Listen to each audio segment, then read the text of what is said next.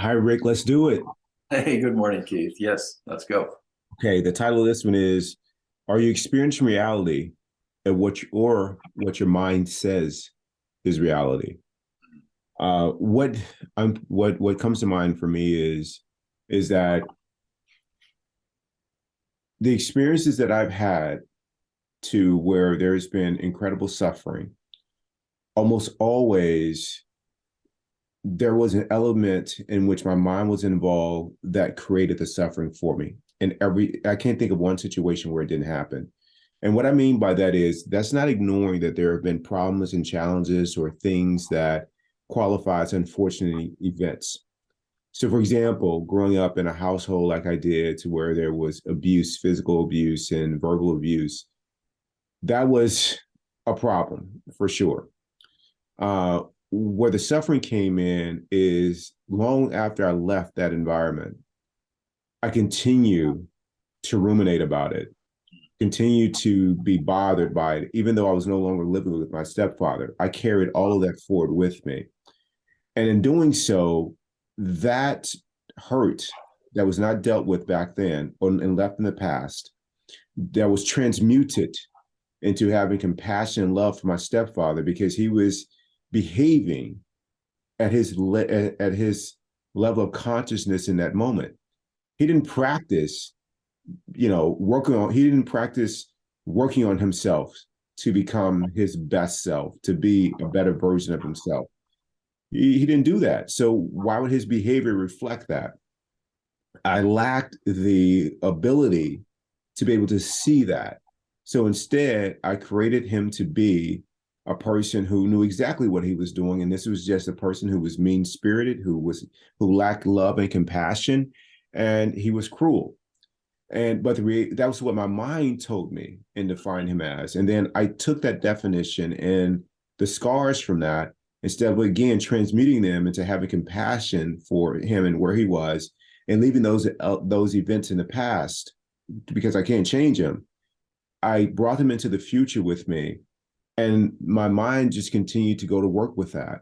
And what it did for me was it erected walls and limitations in this cage that I lived in when there was a complete way of living. So, for example, and what I mean by a complete way, a different way of living, is that what would my life, my relationships been like if that narrative was not present?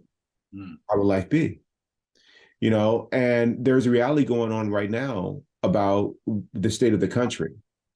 And thankful to you and our friends, Matt and Tim and Pete and Brian, you guys are telling me, like, dude, like, there's natural parks out here, national parks. There's opportunities for gardens. There is this beautiful weather that we live with in Arizona, the mountains and everywhere. That's that's the reality that we see.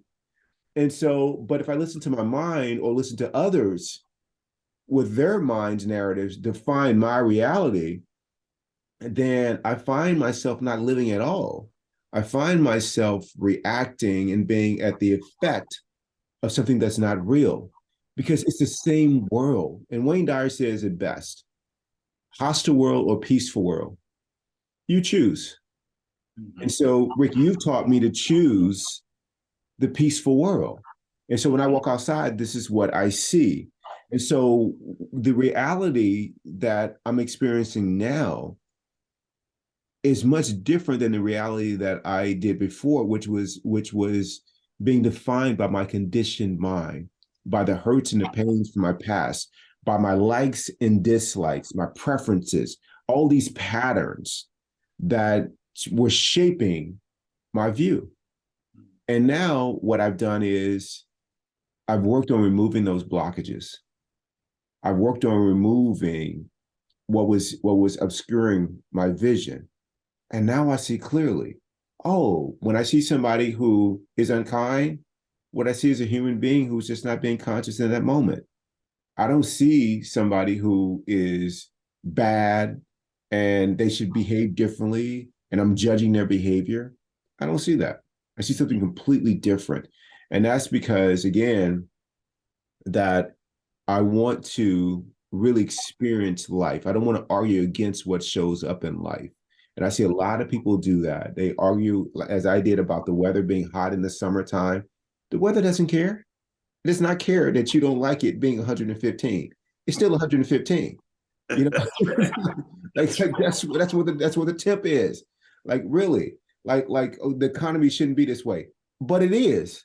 You know, so accept what is, and I think that when you can accept reality as it is, it opens up a world of possibilities, and in those possibilities where you can start to live, and a lot of people don't do that. Instead, they go to work, they make problems to the people that they work with, they complain about it. I have a friend, you ask them how their day is going. They're like, oh, it's okay. But just wait. Don't say a word. They'll start to talk about their day and all the complaints will roll out. Just wait. Just wait. The complaints will roll out. And then next thing you know, you're 30 minutes in the conversation and your eyes are rolling in the back of your head. That's right. Because they just it just takes off from there, and we're not even aware of it, Yeah. that it's happening. But if you work on yourself, and every time the voice starts talking to try to shape your reality, you can just let it pass. Mhm. When it passes, what you'll see is like, oh my God, there's so much goodness in this day. People wake up on Monday morning wishing it was Friday. Like, but it's Monday. You're gonna wait till Friday to start living. I mean, that's one way to do it. Or you could say, no matter what shows up, I'm living in this moment. I'm accepting this is the reality. Like you said, this moment is the working unit of my life. How do I want to honor it? And you honor it by accepting what is. Doesn't mean you don't try to improve things if things need to be improved, but you come from it first from a place of accepting this moment exactly as it is. And when you do that, man, it opens everything up. If that coworker at work is a problem for you, and your mind said this is your reality, you're not going to have a good day at work. But if you accept that coworker the exact way they show up and say, "I'm gonna have a blast," no matter how they show up today. They want to cook food in the microwave and bring it to their desk, and it's offering an interesting aroma to the workplace, to the work area. That's cool too. It's cool. Me complaining about it, the reality of that is not going to change it, and just really embracing all of that has been key for me, Rick. So for me, with the practice, I feel like I'm experiencing life exactly as it shows up. And what shows up for me is a world of possibilities.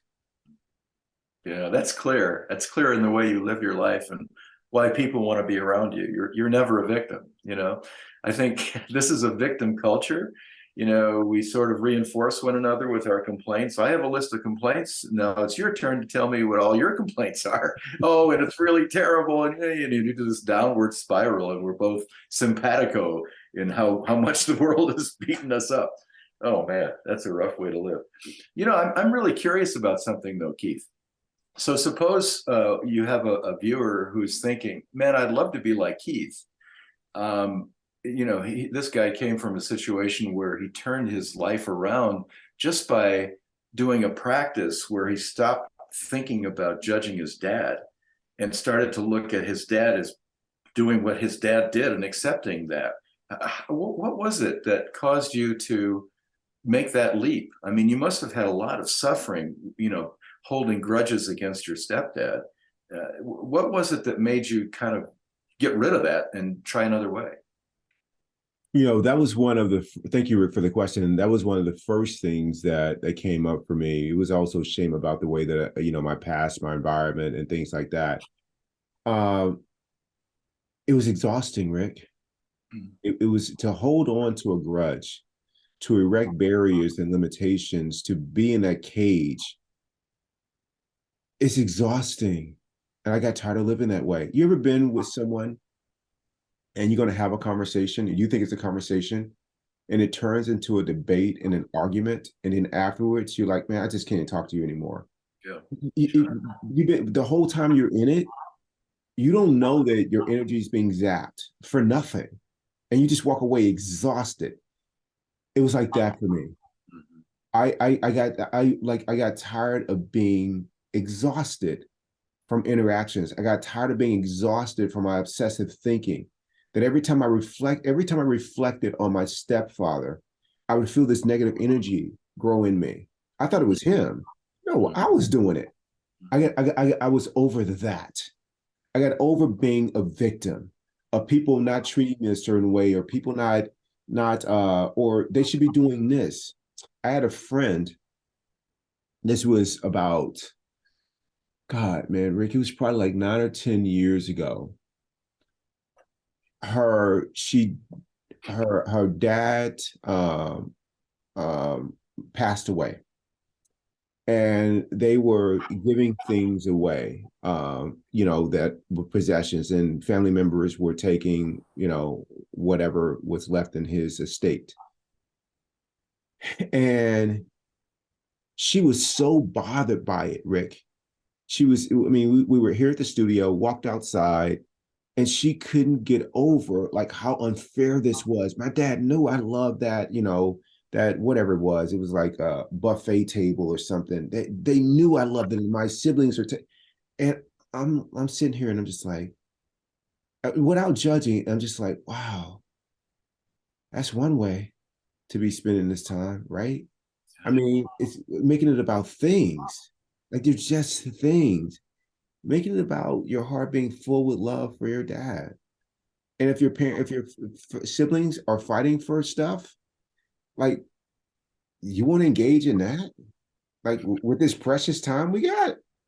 No, man, let all of that go. So I got tired of that. I got tired of clinging and holding to things, and this is what defines me. And no, it doesn't. Like with the podcast that we did recently about, in the end, it's going to all come in focus.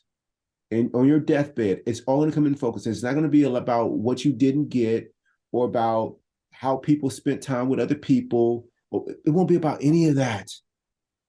It's going to be like, it's just going to come down to that moment.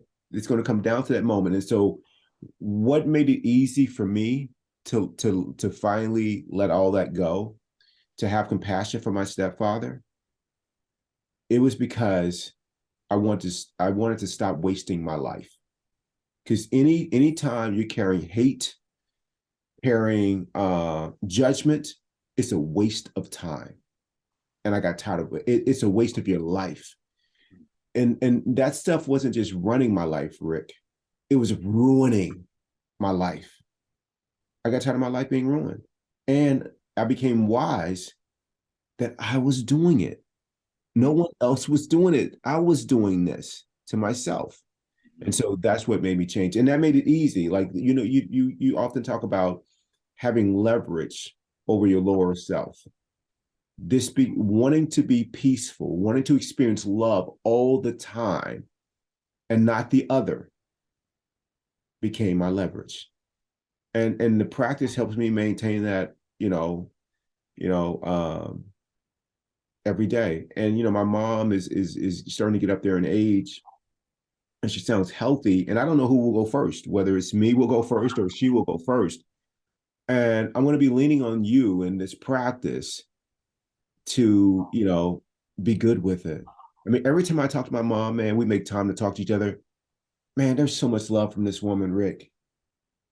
Like, I mean, like, she never, it's like, Keith, when are you going to come see me? Or Rick, every time we talk, she ends every phone call with, "Thank you so much for calling." Uh, What? Like, I yeah, mean, seriously, man. yeah, that's Like, cool. that's a woman who gets, like, this is the moment. I'm going to honor it. Mhm. And she's become my example, man. She's become my example. So if I hadn't let go of those, my mind telling me that this is the reality, if I had not letting go this disdain for my stepfather, I would not be present for those moments with my mom. I would not be present for all the other moments that people bless my life. I would not be present for the challenges and opportunities that come into life that offer a world of possibilities. None of that would be available to me. So that's why I let all that go. I love that journey. I love that lesson. Boy, Keith, it's just so powerful for people to hear. If you can do it like that and be true to yourself and have that release of that negative energy, the whole world opens up to you, right? Yeah. Well, let me ask you, Rick, what has inspired and motivated you to let all of that go? The same thing, pretty much. The idea that I hated myself judging other people, and I hated myself competing. I hated myself finding fault with everyone, even people I loved. I hated the idea that other people had to be a certain way in order for me to enjoy the friendship. And I hated keeping score. And I did that for many, many years. It wasn't until I think in my 50s, maybe about your age, where I started to think about life in a different way. And then it's toxic. I can see people dying from this kind of thinking.